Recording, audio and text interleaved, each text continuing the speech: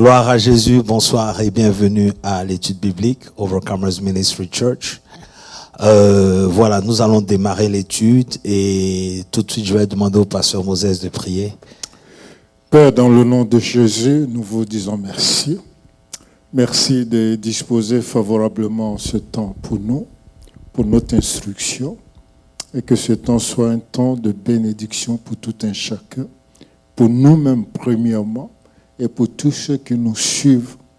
Seigneur, merci parce que vous disposez le cœur, et béni soit le nom de Jésus-Christ pour ce moment. Au nom de Jésus, nous avons prié. Amen.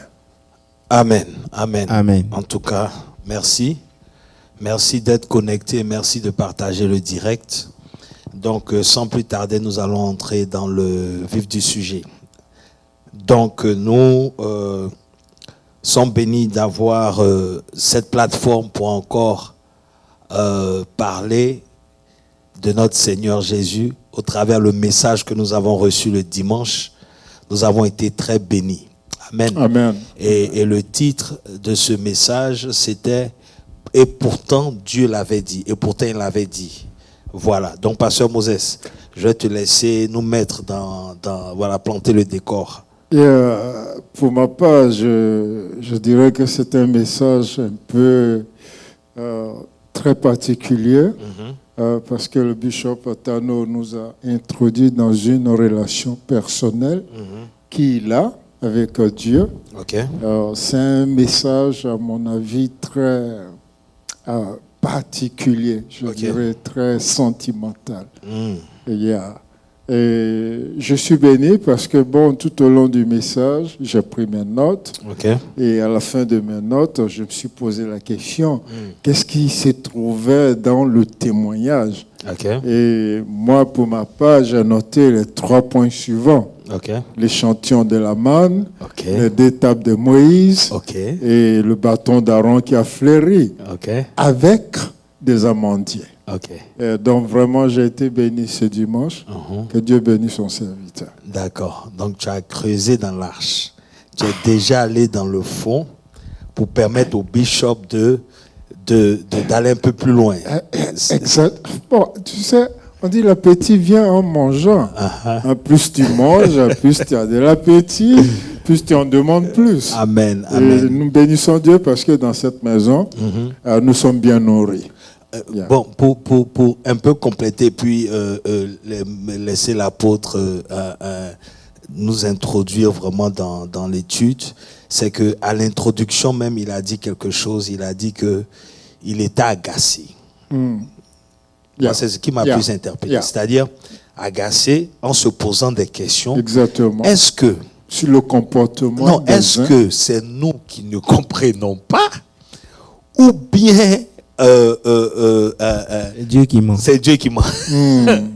Ça, c'est une grande question. Voilà, parce que par rapport au thème même et les 2 questions qui se posent ici, il va falloir se positionner quelque part. En fait, voilà, c'était pour introduire un peu l'apôtre. Comme tu l'as dit, c'est un concern. Ça veut dire qu'après toutes ces années dans le Seigneur, on espère que les chrétiens évoluent. C'est ça. Mais devant des situations, leur manière de réagir pose des questions. Et voilà. Et donc, c'est à partir de là qu'on a commencé à essayer de répondre à ces questions-là. C'est ça. Et en gros, c'est ça. C'est ça. Et donc, maintenant, quand on introduit, on commence l'exemple que tu as donné par rapport à David, pour nous mettre dans le contexte de la chose. Ça veut dire que souvent, après avoir marché avec Dieu pendant un certain moment, on prend Dieu pour acquis, en fait. Amen. Ça veut dire qu'on se dit que David, qui veut dire bien-aimé de Dieu, David, qui est l'homme selon le cœur de Dieu, malgré toutes ses bêtises, Dieu était avec lui. Il se permet de ne pas vouloir que l'âge rentre là. Parce que la Bible dit que David a refusé que l'âge entre dans la cité de David. Ça veut dire qu'on a développé tellement cette histoire de grâce que souvent on croit que tout nous est permis en fait. Avec c'est ça, vous comprenez un peu. Et c'est ça qui trompe en fait. Et Dieu voulait enseigner à David certaines réalités parce qu'en réalité, David même n'était pas prêt pour Dieu. C'est ça. Ça veut dire que quand vous lisez la suite, vous voyez que après avoir échoué, après que Uza soit mort, David est parti fouiller dans les Écritures. Et il s'est rendu compte que sa première erreur, c'est qu'il ne savait pas où il allait mettre l'âge. C'est ça. Vous comprenez? Ça veut dire que avec les années, j'ai compris beaucoup de choses. Des gens n'ont pas compris que Dieu ne va pas là où il n'est pas attendu. Amen. Vous comprenez? Dieu, il ne va pas là où il n'est pas attendu.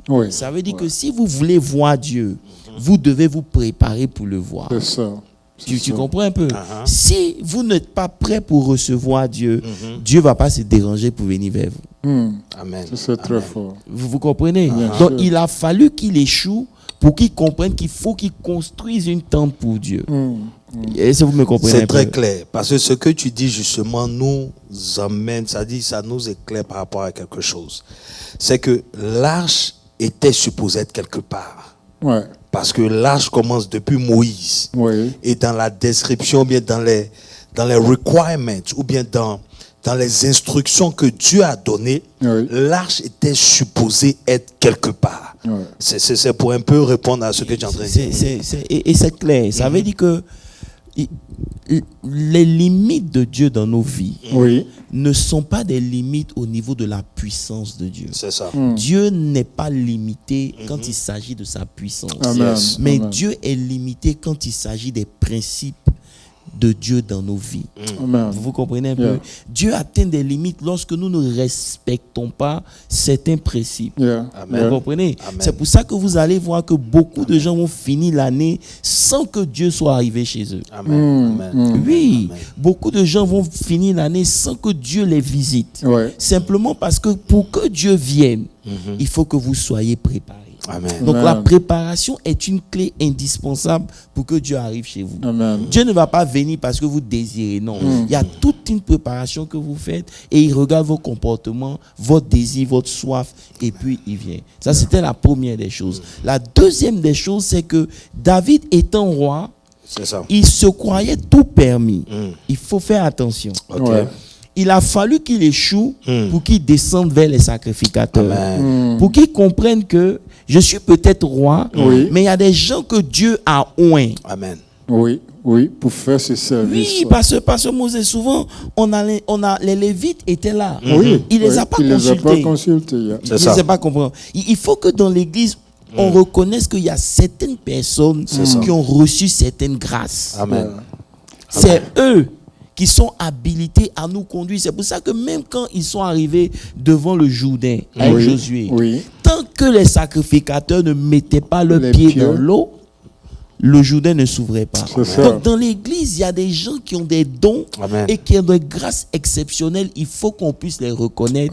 Il faut qu'on puisse leur donner la place qui leur revient, même si même on croit qu'on est roi. Amen. Ça c'est très important. Et ce que tu dis là, Bishop, quand je relis encore 1 Chronique 15, le verset 12 et 13, et ça ressonne très fort. Je crois que ceux qui prient avec nous ici peuvent en témoigner. En début d'année, j'avais dit que c'était ces deux versets-là que le Seigneur avait imprimentés dans mon esprit.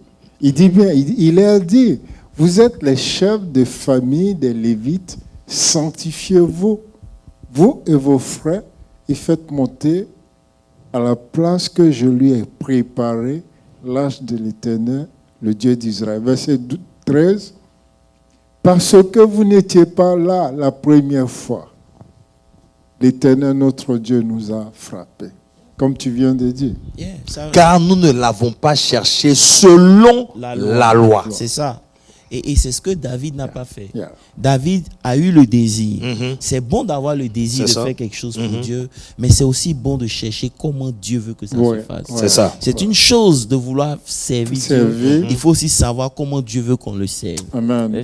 Et ça, en parallèle à ça, j'aimais la façon dont tu as introduit Josué par rapport à Moïse. Justement, ça veut dire que vous pouvez marcher avec Dieu, mais vous devez faire très attention. Parce que comme je disais là, on a coutume, on est rentré dans une certaine coutume où on pense que Dieu, il est un point A, un point B. Oui. Non, Dieu n'est pas comme ça. On confond les éléments avec Dieu. Non, j'arrive pas à ce mot. Ça veut dire qu'il faut comprendre que peu importe ce que Dieu vous a montré hier, ça ne sera pas la même chose aujourd'hui. C'est pour ça que Dieu veillait à ce qu'ils aient la manne de façon régulière et qu'il n'ait pas à la garder. Parce que les bontés de l'Éternel se renouvellent chaque matin. Donc ça veut dire que le Dieu que tu as connu hier, c'est bon. Mais ça peut être là où tu t'arrêtes. C'est ça. Parce que si pour toi, Dieu ne peut faire que ça, tu auras du mal à accepter que Dieu fasse autre chose. Amen. C'est clair. Vous c'est comprenez clair. Clair. C'est ça qui est le danger. Parce que beaucoup de gens ont connu Dieu d'une certaine manière. C'est pour ça que Moïse, souvent, il dit que vos pères ont connu Dieu. Abraham. Vous comprenez un peu? Maintenant, lui, il a connu Dieu autrement. C'est ça. Le nom avec lequel Dieu Abraham a marché avec Dieu, ce n'est pas le nom que Moïse a utilisé. Vous comprenez? Amen. Donc, ça veut dire que chacun d'entre nous, on a une marche particulière avec Dieu. Amen. Vous devez discerner quelle est la marche que Dieu veut que vous ayez avec lui. Sinon, vous allez copier les autres et vous allez avoir des problèmes. Vous comprenez un peu? Et c'est pour cela que justement, quand Moïse, on a parlé de ça, quand Dieu était sur le point de vouloir changer la conception, parce que en réalité, Dieu n'a jamais voulu que le peuple soit conduit par autre chose que sa parole. Amen. Amen. Amen. Très clair. C'est pour ça qu'il dit dans Hébreu 1, que dans les temps passés, Dieu nous a parlé de plusieurs manières par les prophètes. Mais dans les temps les derniers, il a choisi de nous parler par son Fils. Hébreu 1, le verset 3. Hébreu 1. Vous comprenez un peu? Donc ça veut dire que tout ce que Dieu a fait là, il n'avait pas le choix. Il fallait que nous puissions comprendre. Maintenant, quand les temps sont accomplis, il a décidé maintenant de nous parler que par le Fils. Donc dès le début, le bois de Moïse n'était pas dans le projet. C'est ça. Le projet, le bois est rentré simplement parce que c'est tout ce que Moïse connaissait. Et c'était ce qui lui donnait l'assurance. Amen. Parce que ayant été 40 ans, ayant été enseigné selon la doctrine des Égyptiens, il avait la magie en lui. Donc son bâton lui servait de magie. Donc Dieu a récupéré ça pour l'emmener quelque part. Donc Dieu lui dit une première fois, frappe au rocher. C'était synonyme aussi de ce que Jésus devait souffrir. C'est ça. Donc on frappe Jésus une fois, il est mort une fois pour les péchés. On ne peut pas le sacrifier deux fois, le frapper deux fois. Tout à fait. Donc la deuxième fois, Dieu qui veut maintenant introduire le ministère de la parole, il lui dit rassemble le peuple, ne frappe pas le rocher, mais parle au rocher. Ça veut dire que pour que le peuple comprenne que ce n'est pas le bâton qui fait le miracle, mais c'est la parole qui sort. Et là, Moïse a échoué. Et en même temps, il venait de finir son ministère. Vous comprenez? Donc c'est pour dire que souvent dans l'église, on a tendance à suivre des choses que Dieu a déjà laissées. C'est pour ça qu'il dit la seule chose qui ne passera pas, c'est sa parole. Les prophéties vont passer, les miracles vont passer, mais la parole de Dieu ne passera pas. Et c'est la seule chose qu'il dit, il ne faut pas enlever même une virgule ni un point. Parce qu'il a établi sa parole étant au-dessus de tout. Lui-même, il subit ce que sa bouche a déclaré. Amen. Donc ça veut dire que ton ministère s'arrête là où tu ne considères plus la parole. Ça veut dire que oui, ton ministère s'arrête là où ce que Dieu a dit, tu ne fais pas. Prenons par exemple le jeune homme riche. Le jeune homme riche, c'est en suivant les principes qu'il est devenu riche. Mais il n'avait pas Dieu. Parce que dans la lettre, dans le logos, il y a aussi le réma. Il faut les deux. Je vous explique. Quand Moïse, bon. Vas-y. Non, c'est bon. Quand Moïse. Non. Bon, ok. Quand Dieu se révèle à Paul, Paul dit l'évangile que je vous prêche, ce n'est pas un évangile qui est venu des hommes. C'est ça. C'est le Christ qui m'a donné cet évangile-là. Donc ça veut dire qu'en temps normal, l'évangile de Paul, on ne le trouvait pas chez les Pierres. Tout à fait. Vous me comprenez? Je ne sais pas si vous suivez. Donc pendant 14 ans, il a enseigné son évangile sans aller à Jérusalem. Tu comprends un peu? Ça, il est aussi écrit. Ok. Maintenant, après, il dit que c'est par révélation que Dieu lui demande maintenant de partir à Jérusalem pour confronter. Il est aussi écrit avec ce qui est écrit. Donc, c'est les deux qui donnent la totalité de la révélation. Amen. C'est pour ça que quand le diable vient vers Jésus, il dit, il est écrit. Mais il n'a pas toute la copie. Oui, c'est clair. Jésus dit, il est aussi écrit. Écrit. Donc, vous pouvez commencer avec Dieu, avec il est écrit.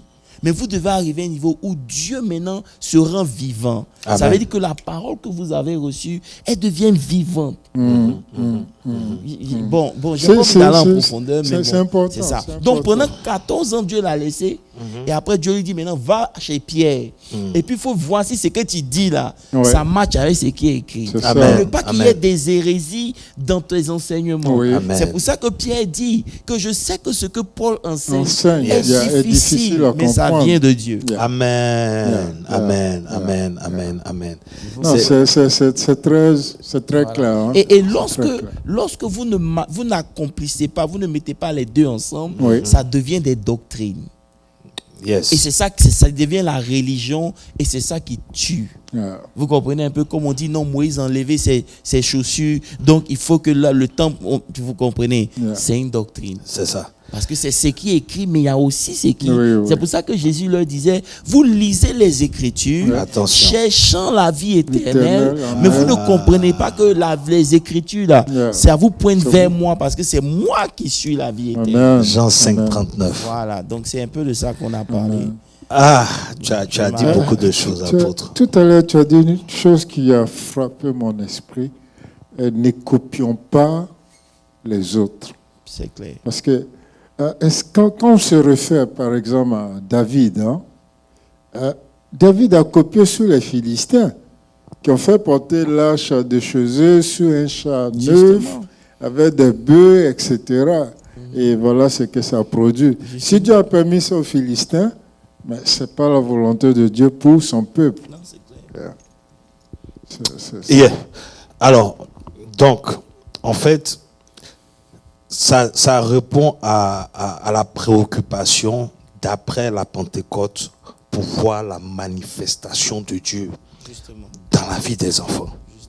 Donc, on voit par là que non seulement on ne se prépare pas pour le recevoir, et ensuite, on ne fait pas selon ce qui peut apporter sa manifestation. Tout à fait. Et après, maintenant, on arrive à ce que nous nous disons en nous-mêmes. Tout à fait. Ça veut dire qu'aujourd'hui, l'un des problèmes que nous avons, c'est ce qui s'est passé dans Genèse 3. Okay. La Bible dit que Dieu vient vers Adam. Et il dit, Adam, où es-tu? C'est ça. Adam répond. Il dit, j'ai entendu ta voix et je me suis caché. Parce que je suis nu. Maintenant, Dieu ne se préoccupe pas de sa nudité. Tout à fait.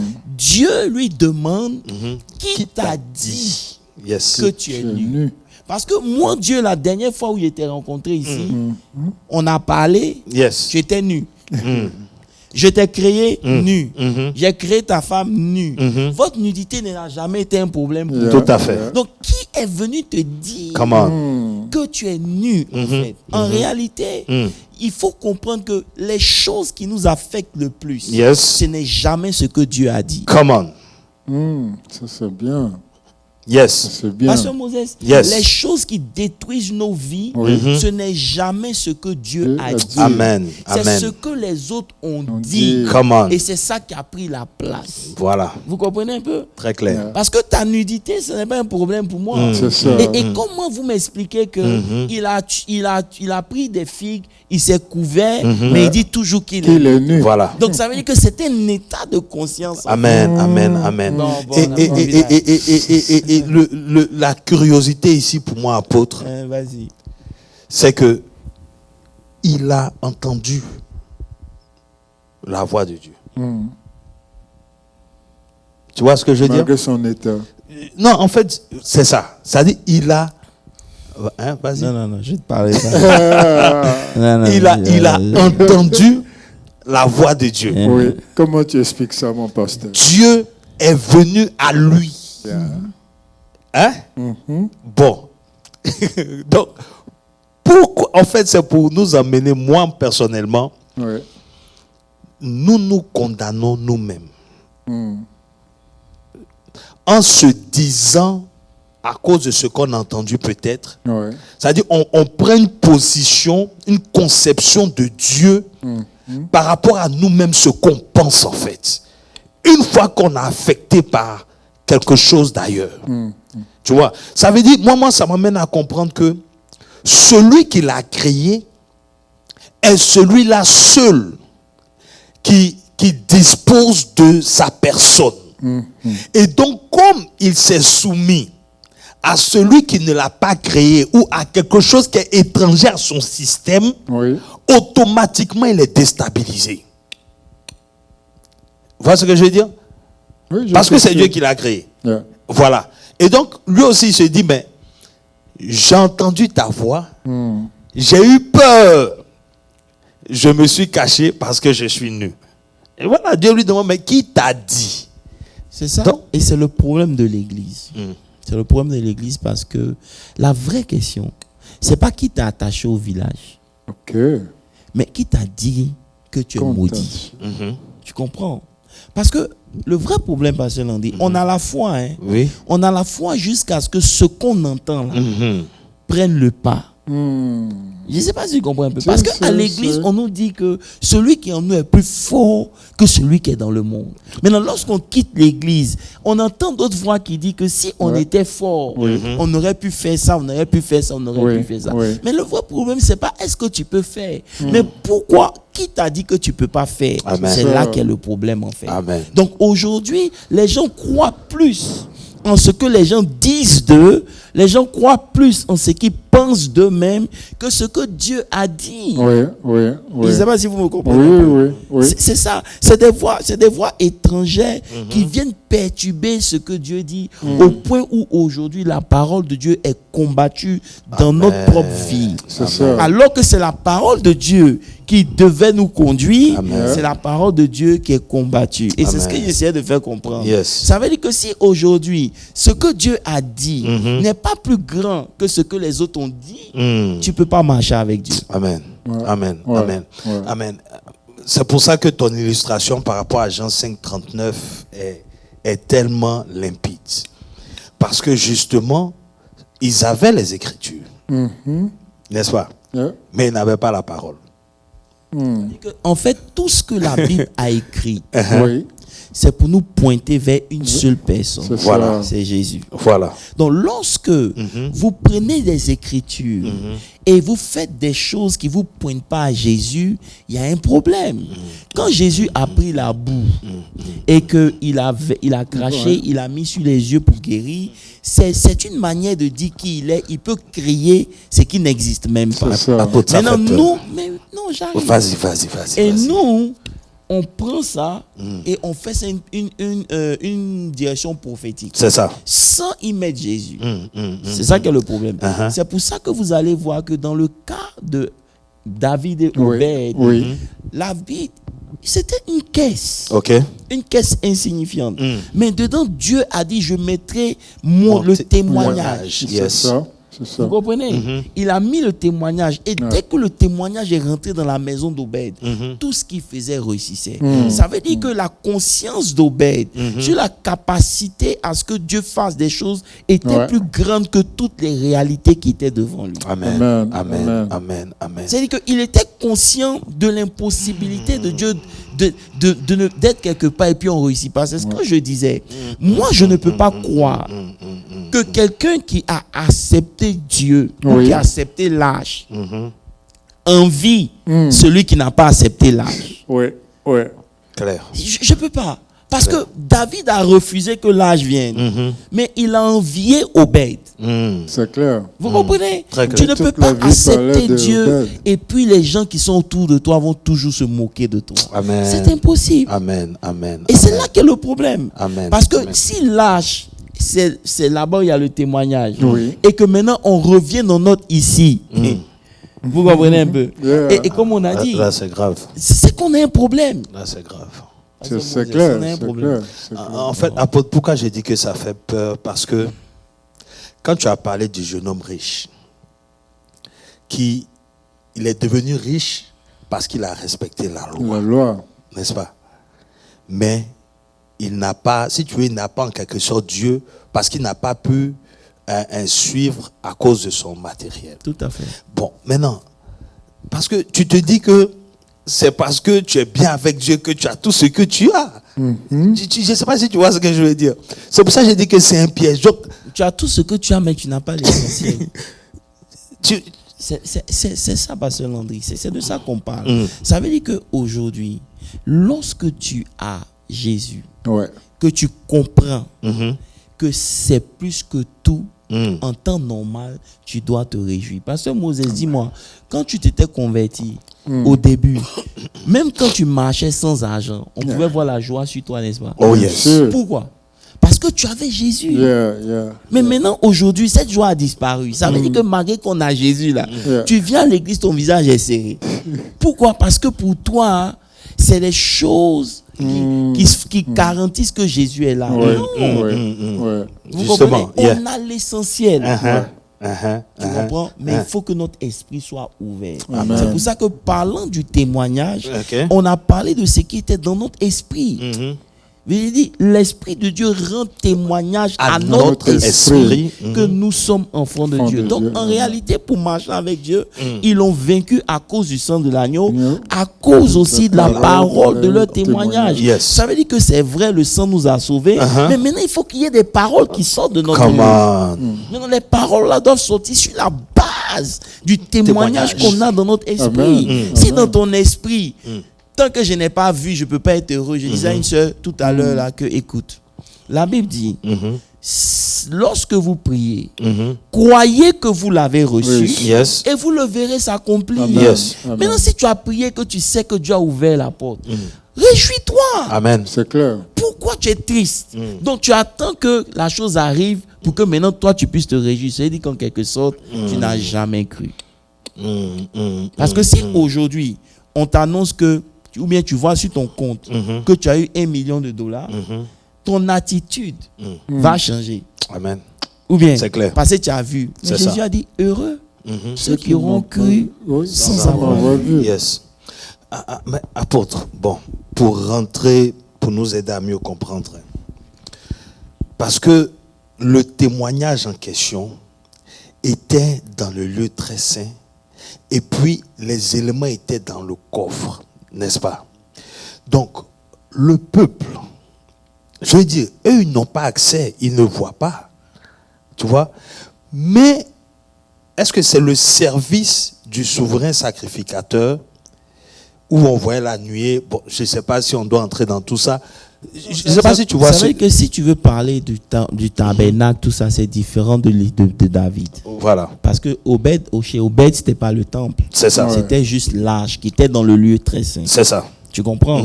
Et maintenant, en préfigure, la Bible nous dit que le temple de Dieu, c'est comme le corps de l'homme. Tout à fait. Où il y a 3 parties. Il y a le corps extérieur qui est le parvis, l'âme qui est le lieu saint et l'esprit qui est le lieu très saint. Maintenant, quand David a construit le temple et tout, le tabernacle et tout, la Bible dit, David dit que 1 heure dans tes parvis. Parce que n'étant pas sacrificateur, tout à fait, il ne pouvait pas rentrer dans le lieu très saint où l'arche était. Même dans le lieu saint déjà même. Il ne pouvait pas rentrer. C'est ça. Donc, il ne pouvait pas rentrer parce qu'il n'était pas habilité. Mais malgré qu'il était dans le parvis, il trouvait que c'était mieux d'être dans le parvis, où Dieu même n'est même pas à côté, et bon, et quelque part, que d'être dans son palais. C'est ça. Maintenant, nous, on ne commence pas dans le parvis. Tout à fait. Le voile s'est déchiré. Donc, le tabernacle est descendu maintenant vers nous. Donc, nous, ça commence dans notre esprit, et puis ça descend. Maintenant, le travail qui est dans notre esprit, il est parfait. Amen. Parce que notre esprit a été sauvé, il ne sera pas sauvé. En fait, c'est là où je vais venir. Maintenant, le témoignage en question, c'est le témoignage par rapport à ce que Dieu a fait que tu sais, ou bien c'est par rapport à ce que c'est par rapport à ce qu'il a fait pour toi. Non. Tu vois ce que je veux dire? Oui, non, j'ai compris. Il y a deux choses. Le témoignage, c'est parce que quand on parle du témoignage, là, c'est le témoignage de son Fils. C'est tout ce que Christ a fait. Voilà. Tout ce que Christ a fait, c'est ça qui est le témoignage. Maintenant, dans ce que Christ a fait là, toi, tu es aussi une lettre ouverte. Amen. Donc, il y a des choses aussi que Christ a faites dans ta vie, Amen, qui sont aussi des piliers dans ta vie, qui font que tu sais que peu importe ce qui arrive, Dieu ne va jamais t'abandonner. Parce que Dieu a fait des choses dans ta vie qui t'ont convaincu de sa présence et de son amour. C'est pour ça que si vous lisez, par exemple, regarde par exemple, attendez, donnez-moi une seconde. Tu as cité une fois 1 Jean 1, verset 1 à 3. Regardons ensemble 2 Timothée 3. Ok. 2 Timothée 3 à partir du verset 10. Paul, parce que vos témoignages dans votre esprit seront toujours combattus. Vous comprenez un peu? Oui. Donc, Paul dit à Timothée, il dit, pour toi, tu as suivi de près mon enseignement, ma conduite, mes résolutions, ma foi, ma douceur, ma charité, ma constance. 11. Mes persécutions, mes souffrances. À quelle souffrance n'ai-je pas été exposé à Antioche, à Icône, à Lystre? Quelle persécution n'ai-je pas supporté? Et le Seigneur m'a délivré de tout. Écoutez bien, il parle à son fils spirituel. Ça, c'est le témoignage. Exactement. Vous dites, quant à toi, tu sais, tu as suivi mes enseignements. Donc, tu as déjà le témoignage. Non seulement tu as entendu ma prédication, de 2, tu as été témoin de mes persécutions, de mes souffrances. Et dans tout ça, tu as vu combien de fois Dieu m'a sauvé. Donc, une telle personne, lorsque les persécutions vont venir, il n'a pas le droit d'abandonner. Amen. Tu comprends un peu? Amen. Et puis il continue, il dit, or, tous ceux qui veulent vivre pieusement en Jésus seront persécutés. Tu comprends? Mais les hommes méchants, imposteurs avanceront toujours. Maintenant, regarde. Verset 14, c'est là qui m'intéresse. Il dit, toi, demeure dans les choses que tu as apprises. Ok? Et reconnu certaines. Sachant de qui tu les as apprises. Ça aussi, c'est une réalité. Amen. Il dit à Timothée, Seigneur Jésus, demeure dans les choses que tu as apprises. Ok? Ça, c'est 1. Ça veut dire que les choses qu'on apprend à l'église, là, c'est important. C'est très important. Et c'est l'attitude des chrétiens qui fait qu'aujourd'hui, ils ne voient pas Dieu dans leur vie. Parce que lorsqu'on leur enseigne les choses, ça rentre et ça sort. Ce n'est pas appliqué. Ils n'en prennent pas pour faire leur vie, en fait. Ils n'en prennent pas pour faire comme le plan sur lequel ils doivent fonctionner. Tu comprends? Et c'est ça qui est le problème. Donc, il dit à Timothée que comment on appelle ça? Reconnu certaines. Ça veut dire que les choses que je t'ai enseignées là, c'est certain. C'est clair. Et puis maintenant, il continue pour dire, sachant de qui tu les as apprises. Mais celui aussi qui vous enseigne là, c'est important. Amen. S'il ne connaît pas et qu'il t'enseigne, vous ne vous connaissez pas. C'est ça. Donc, qui t'enseigne aussi est important. Maintenant, il termine, excusez-moi, il dit, dès ton enfance, tu connais les saintes lettres qui peuvent te rendre sage à salut par la foi en Jésus-Christ de Nazareth. Donc, ici, vous comprenez que le témoignage, ça sera là. Bien sûr. Mais c'est toi qui dois choisir de croire. Amen. Tu comprends? Parce que si pour eux, ils avaient besoin de bâtons pour croire que Dieu était avec eux, Dieu a changé. Donc c'est une manière de dire que vous tous qui avez besoin de signes extérieurs pour que vous soyez en confiance avec Dieu, vous êtes dans le wrong. Parce que Dieu n'est plus dans les bâtons. C'est ça. Ok. Maintenant, Dieu dans sa parole, c'est ce qui est en train d'arriver aujourd'hui. Le Fils est venu. Maintenant, Dieu a quitté la parole, il est dans le Fils. Amen. Donc, Amen. je n'ai pas voulu toucher ça parce qu'il y a des choses qu'on prêche quand le niveau monte. Yeah. Et dans la suite du message, en fait, toujours en parlant de ce dont tu viens de toucher là, justement, tu as montré au travers l'exemple de Lazare combien de fois la présence physique pour eux, en parlant des habitudes en fait. Tu es habitué à voir physiquement Jésus. La familiarité. C'est même pas... Bon, on peut dire ça comme ça, mais je veux dire que justement, tu as utilisé l'exemple de Lazare pour montrer que même s'il n'était pas là physiquement, tu vois... Non, oui, ce que tu dis est juste en fait, mais ça va même au-delà. Hein. L'exemple de Lazare, c'est pour nous montrer que malgré que Jésus marchait avec eux, la parole de Jésus n'avait pas le poids qu'elle devait avoir dans leur vie. Tu comprends ce que je veux dire? Sinon, je comprends ce que tu as dit. C'est pour ça que pour eux, ils ne valident la parole que lorsqu'il est présent. Il est présent, justement. Je ne sais pas si tu me suis un peu. Ça veut dire qu'aujourd'hui, par exemple, tu peux demander à des gens comment le culte était. Ils vont dire, oh, parce qu'on est tombé, Dieu était là. C'est ça. Mais pour quelqu'un comme moi, je n'ai pas besoin de sensations. C'est ça. Pour savoir que Dieu est là. Je le sais dans mon esprit, un point, un trait. Tout à fait. Que tu tombes, que tu ne tombes pas, Dieu est là. Tout à fait. Tu comprends un peu? C'est comme quelqu'un qui disait que, tu veux faire ton programme avec l'apôtre. Dieu ne sera pas là. J'ai dit, waouh.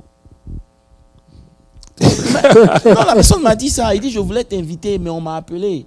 Il dit que si tu fais un programme avec lui, Dieu ne sera pas là parce que Dieu n'est plus avec lui. J'ai dit, mais waouh, je ne savais pas que j'étais dangereux comme ça. Parce que si moi, je suis une affiche, et puis Dieu décide de ne pas venir, c'est qu'il a peur de moi. Je ne sais pas si tu comprends un peu. Mais c'est qu'ils ne connaissent pas leur Dieu. Attends. Non. Quelle raison? Attends. On peut toucher un peu à ça. Mais vas-y. Ça veut dire que la personne même qui t'invite n'a pas Dieu. Justement. Ça, c'est un. Et je lui ai dit, tu as comment tu es... Excusez-moi, tu as comment tu es bête. Parce que si tu étais intelligent, tu allais savoir que Dieu ne peut pas avoir peur de moi. Moi, c'est qui? Si Dieu me veut me tuer, là, il m'enlève. Mais à cause de moi, Dieu ne va pas venir pour bénir des gens qui sont venus. Mais c'est que Dieu vous priez même. Non, Dieu respecte toujours sa parole. Non, Pasteur Moses, ce n'est pas une question de respecter sa parole. C'est de la bêtise. De croire que Dieu n'est pas avec un homme dont Dieu ne viendra pas. Mais Dieu, il peut enlever la personne si la personne le dérange. Moi je suis. C'est clair. Même le jour du programme, vous n'avez pas vu des gens qui sont morts pendant des programmes? Ouais. Parce que Dieu ne voulait plus d'eux, il les a enlevés. Donc, non, c'était juste une parenthèse. C'est une parenthèse qui enseigne. Non. En fait, c'est une parenthèse qui enseigne, en fait. Ça enseigne le niveau de la personne. Non. Ça te révèle. Parlons de Lazare et de Marthe. Laissons tout ça.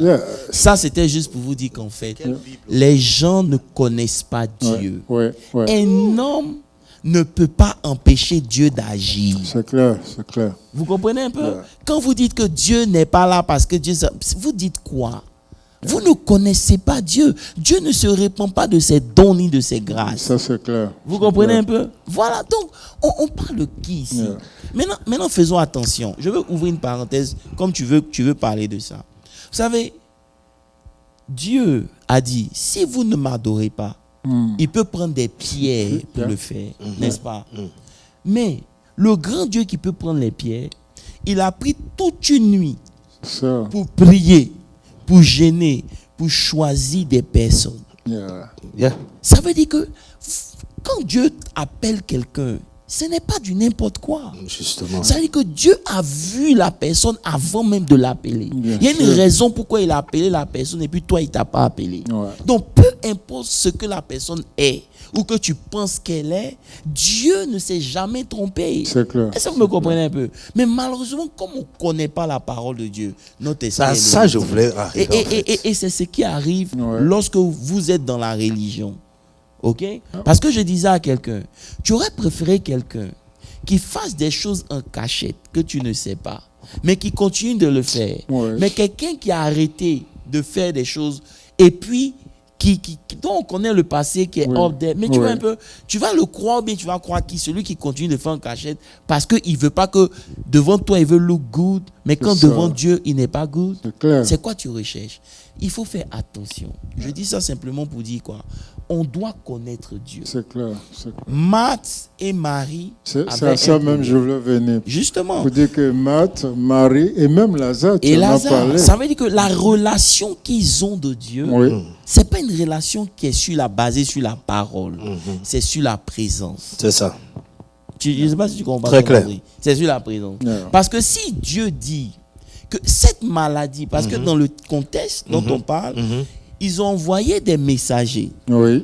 Et c'est Jésus qui dit à ces messagers, allez leur dire que moi je dis que cette maladie n'est point à la mort, mais à la gloire de Dieu.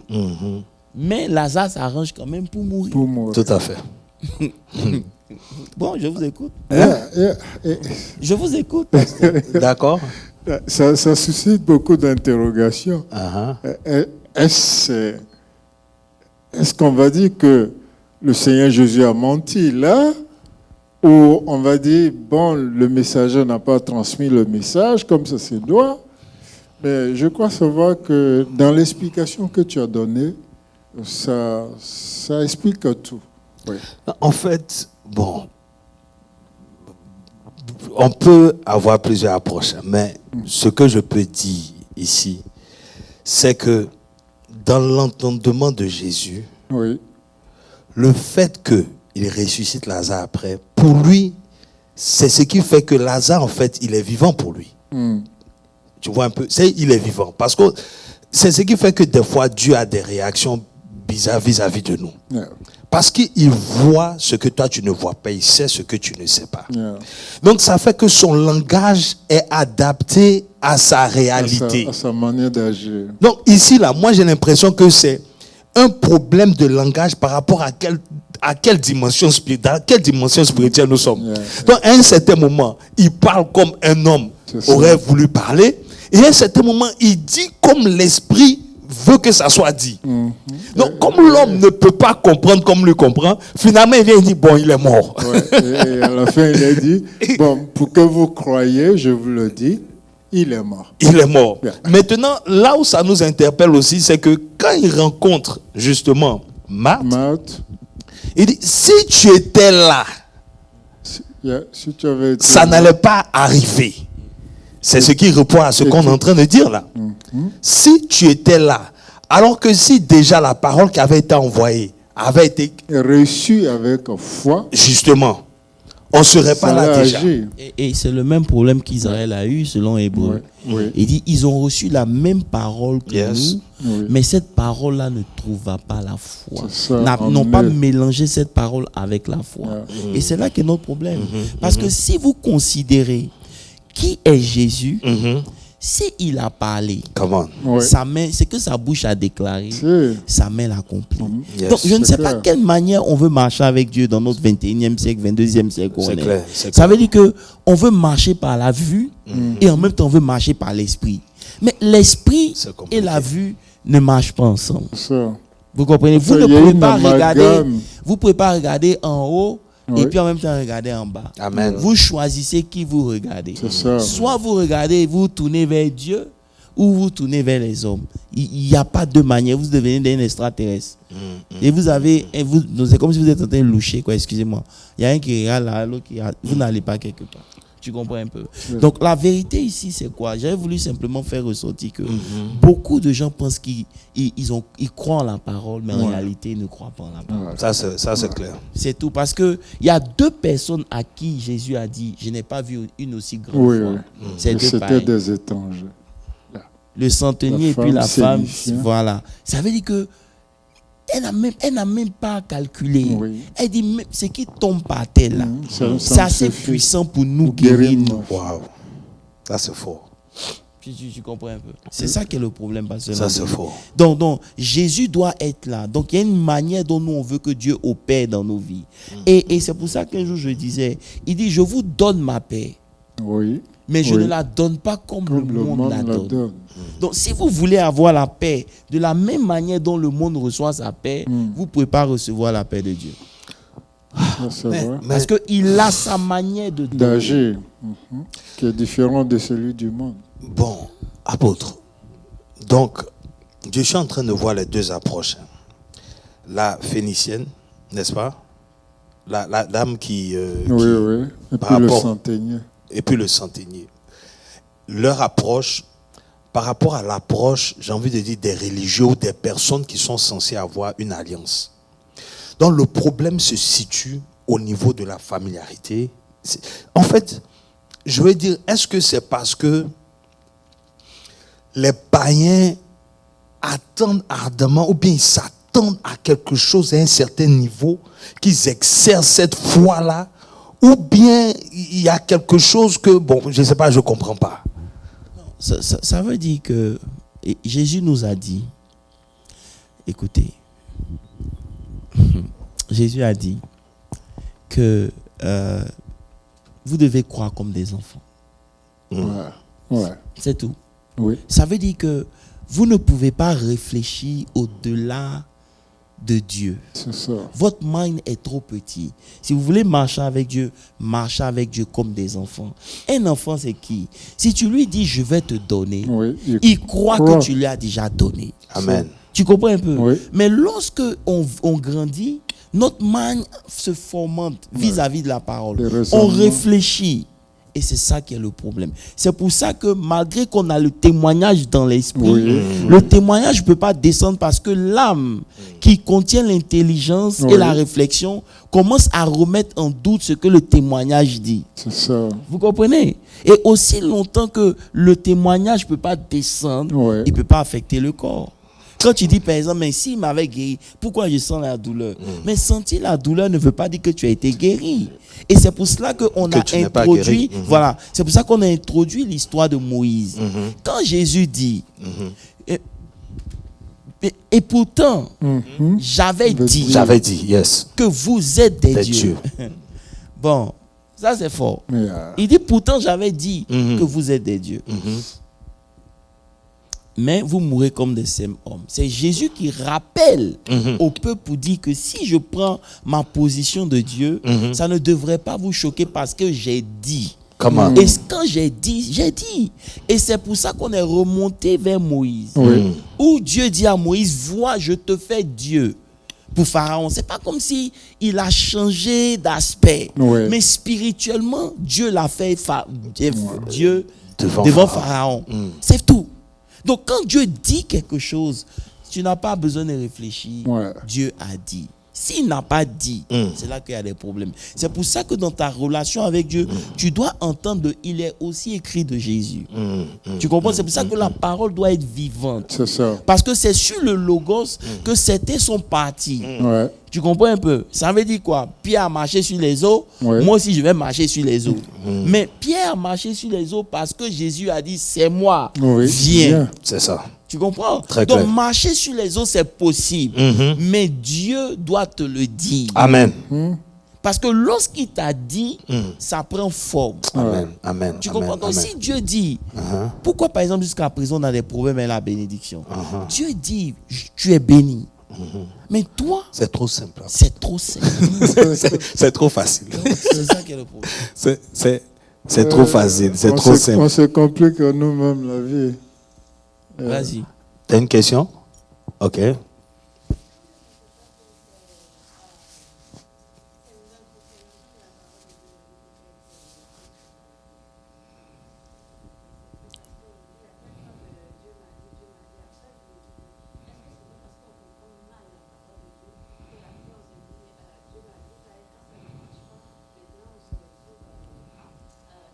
La frustration.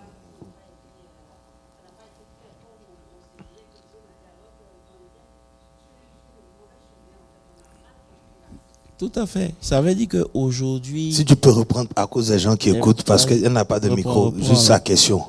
Donc ta question, c'est que est-ce que c'est pas parce que les gens ne comprennent pas la parole, parce que Dieu m'a dit, finalement, ça fait que quand ils ne voient pas ça, ils se disent que bon, voilà. Donc c'est ce qui fait que pour toi, tu penses que c'est parce qu'ils ne comprennent pas la parole que forcément, bon. Yes, ça veut dire que ce que tu dis est juste. Comme j'ai dit, vous marchez avec ce que vous avez lu. Maintenant, il y a ce que Dieu vient vous dire. Tu comprends un peu? Dans la parole, c'est le logos. C'est ça. Mais dans le logos, il y a le réma. Jésus dit à Pierre, jette ton filet. Tu vois, c'est une parole adressée à Pierre de façon directe. Dans notre étude de la parole de Dieu, il y a des choses que nous lisons. Mais il y a des moments où, pendant que nous méditons, Dieu aussi vient s'adresser à nous de façon très claire. Maintenant, le vrai problème, c'est quoi? C'est que Dieu ne peut pas te parler le matin et puis ton visage sera triste l'après-midi. C'est pas possible. C'est pas possible. Parce que quand Dieu parle, c'est tout un rayonnement qui vient vers toi.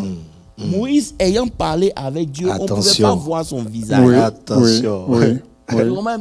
Donc, votre Dieu m'a dit aujourd'hui, Dieu m'a dit demain, Dieu m'a dit après-demain. C'est juste un signe qui doit vous faire comprendre que Dieu ne vous a pas encore parlé. Ayez de la patience. Amen. Amen.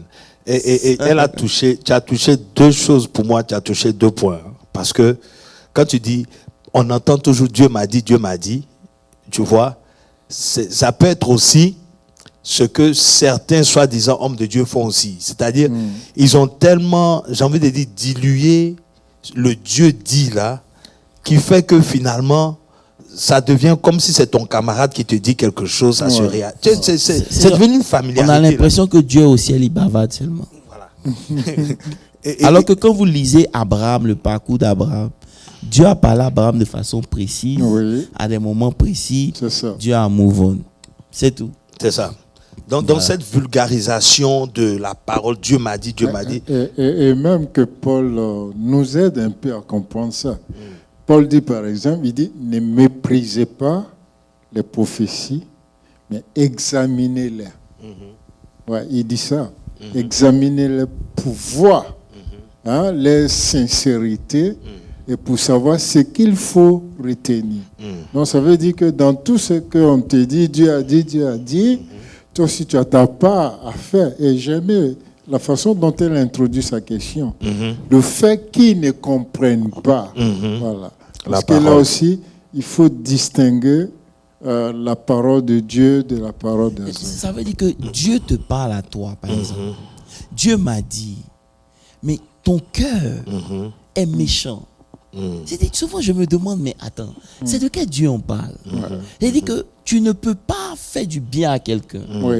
Ton cœur est méchant, mais Dieu peut venir te parler. Dieu est souverain, il peut le faire. Mais attends, Dieu va continuer de te parler sans d'abord toucher ton cœur.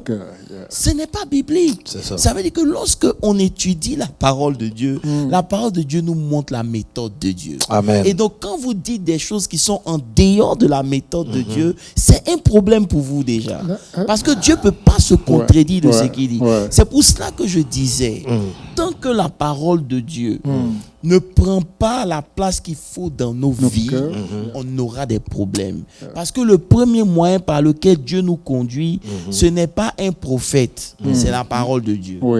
Vous comprenez un peu? Très clair. Et c'est en cela que tu as cité Hébreux, le chapitre 1 premier. Là. Voilà. Moi, je voulais revenir sur ce que tu as dit au début par rapport à David. David fait une bonne action en faisant venir l'âge. On a vu aussi que il faisait des sacrifices à chaque pas qu'ils avançaient.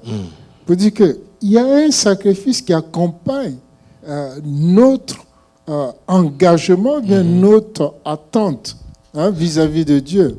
Et moi, ce que je veux ajouter par rapport à ça, apôtre, c'est que ça peut être bien si l'homme de Dieu est en train de parler la parole, si vraiment il est en train de donner des choses basées sur la parole, qu'on dise par exemple, quand on parle, on dit l'homme de Dieu a 10 ans, l'homme de Dieu a 10 ans. Parce que ça aussi c'est un problème. C'est-à-dire, on ne dit plus la Bible a dit. Ou bien, c'est-à-dire, il y a des hommes de Dieu qui emmènent leur pensée pour évangile et ils éloignent les enfants de Dieu de la Bible, mais ils les amènent à eux. C'est pour ça que même quand vous êtes à l'église, vous devez suivre la parole. C'est ça en fait. Vous devez écouter. Et je vais dire quelque chose. Bon, c'est des choses qui sont pas... ça demande la maturité. Je crois personnellement que Dieu savait qu'il était impossible à l'homme de marcher en tant que Dieu, à l'image de Dieu. Pourquoi? Parce que dans tous les modèles que Dieu a choisis, l'homme a toujours échoué. C'est ça. Jusqu'à ce que maintenant, Dieu décide de devenir un homme. Tout à fait. Tout à fait.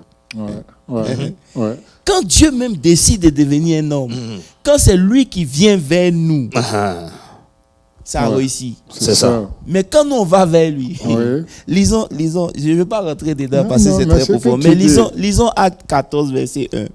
Vas-y. Acte 14, verset 11. La Bible dit, à la vue de ce que Paul avait fait, la foule éleva la voix et dit en langue lycanéenne, les dieux sous une forme humaine sont descendus vers nous. Ils ont appelé Barnabas Jupiter et Paul Mercure parce que c'était lui qui portait la parole. D'accord, je vais m'arrêter ici. C'est juste pour que vous réfléchissiez. Et là, c'est les païens. Ça, c'est le témoignage des païens. Tout à fait. Si les païens peuvent reconnaître les signes de Dieu au travers des hommes, qu'est-ce qui empêche ceux qui possèdent l'écriture? Non, en fait, tu vois ce que l'apôtre vient de dire. Quand il dit... Pasteur, je n'ai rien dit. Non, c'est ça. Quand il dit que personne n'a pu faire ce que Dieu attendait de lui. C'est pour ça que Paul parle de la loi comme pédagogue.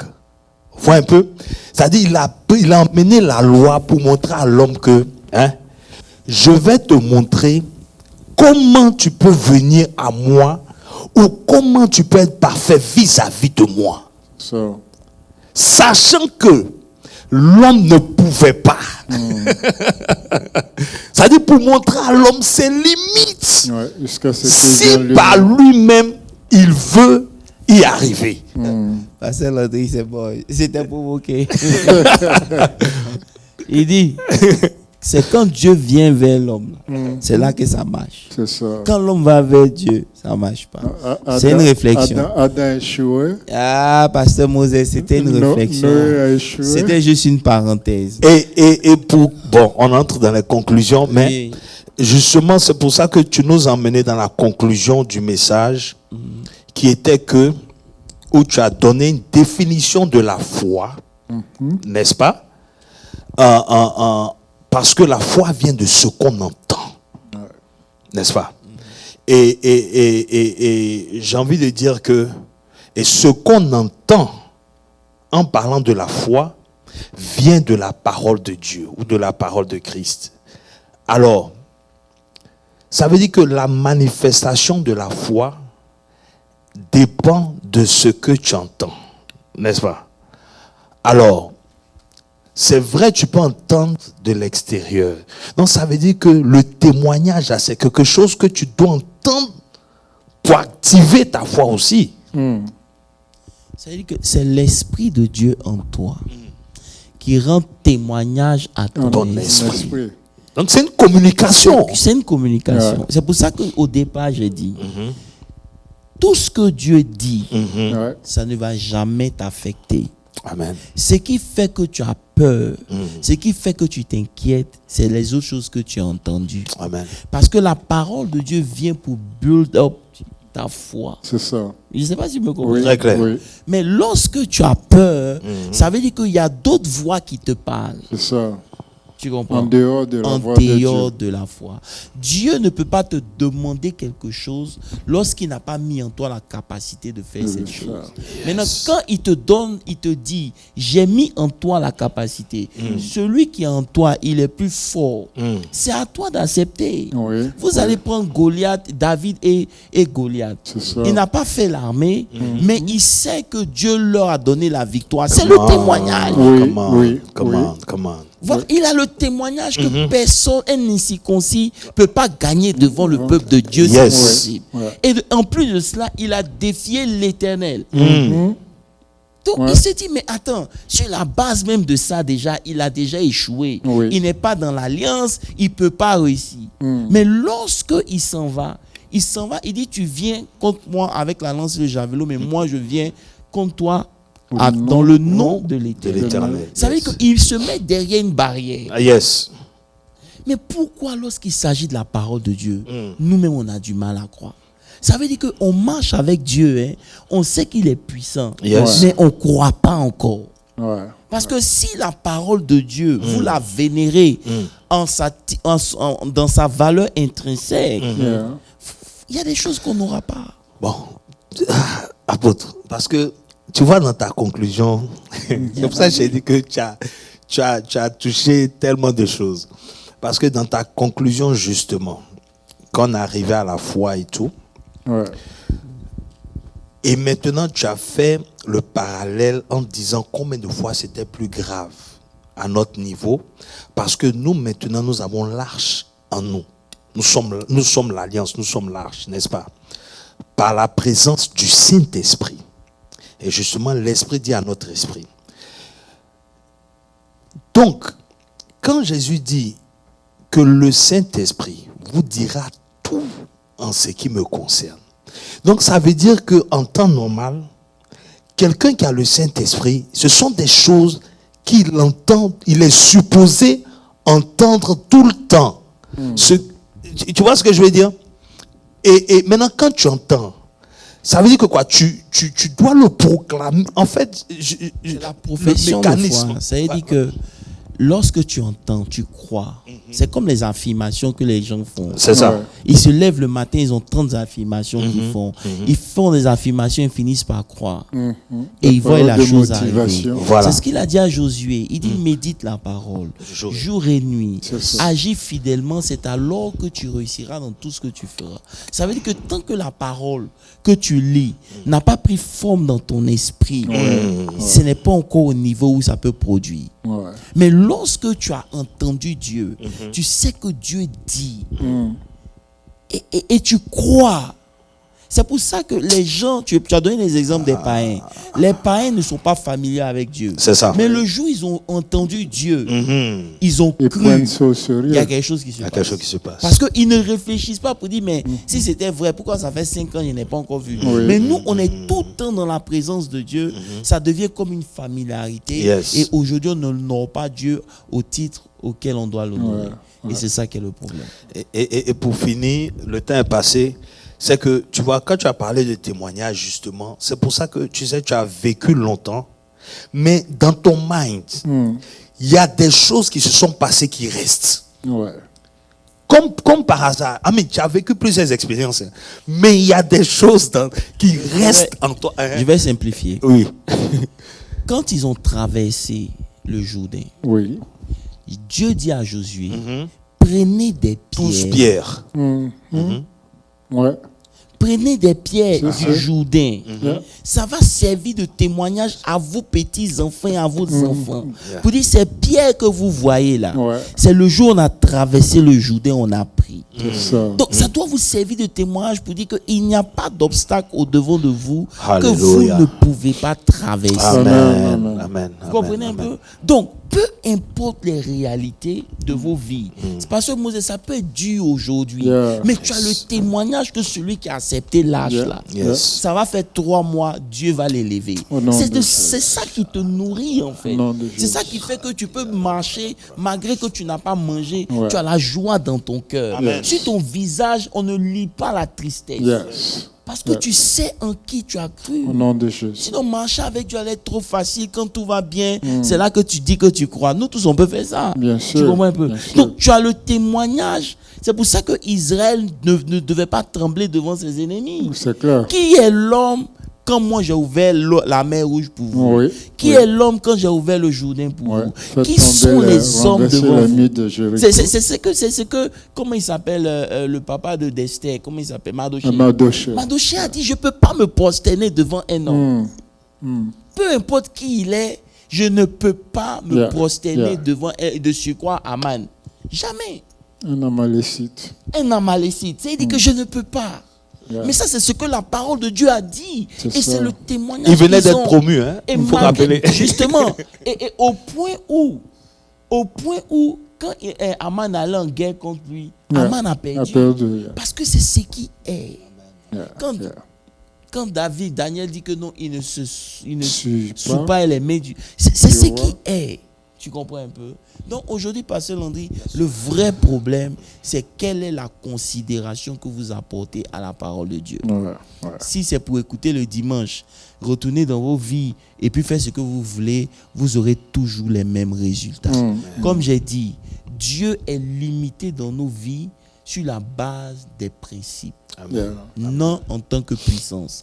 Dieu ne fera pas des choses dans nos vies à cause des principes que nous ne respectons pas. C'est pour ça que David, quand il a échoué, il est reparti étudier la loi.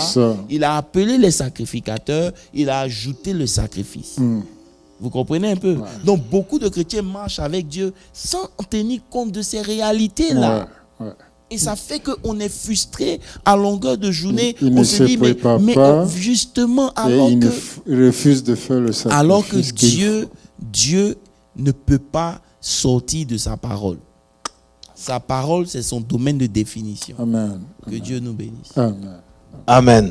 Merci peuple de Dieu, merci apôtre, merci pasteur Moses. Merci mon pasteur. C'était l'étude biblique. Si vous n'avez pas trop bien compris, retournez au message dimanche, écoutez, réécoutez.